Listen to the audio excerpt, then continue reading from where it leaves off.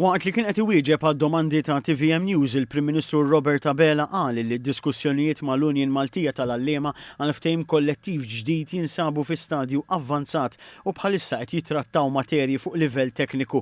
Fil-kummenti tiegħu il-Prim Ministru wera sens ta' ottimiżmu li ntlaħaq bil mal-Allema fi żmien li ġej fid-dawl tal-proposta tal-Gvern li qal li ser ittejjeb il-qagħda tal-Allema sostanzjalment fuq il-ftehim li issa ngħalaq.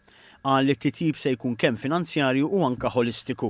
Fiduċjuż u ottimist li bil-proposta b'saħħitha illi poġġejna fuq il-mejda bil-rida tajba u sens ta' dialogu korrett li qed jintwera wkoll mill-MUT nemmen li fil-ġimgħat li ġejjin naslu. F'Novembru li għadda l-MUT kienet sejħet strajk fuq dan il-ftehim u minn dakinhar id-diskussjonijiet baqgħu għaddejjin mal-Ministeru tal-Edukazzjoni.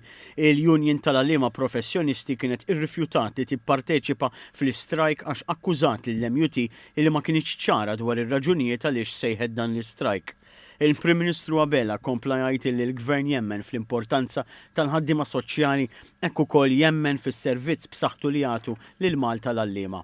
Intant dwar sħubija mandatorja fi trade union, Dr. Abela qal li kemm hu u anke l-Gvern jemmnu fil-bżonn ta' trade unions.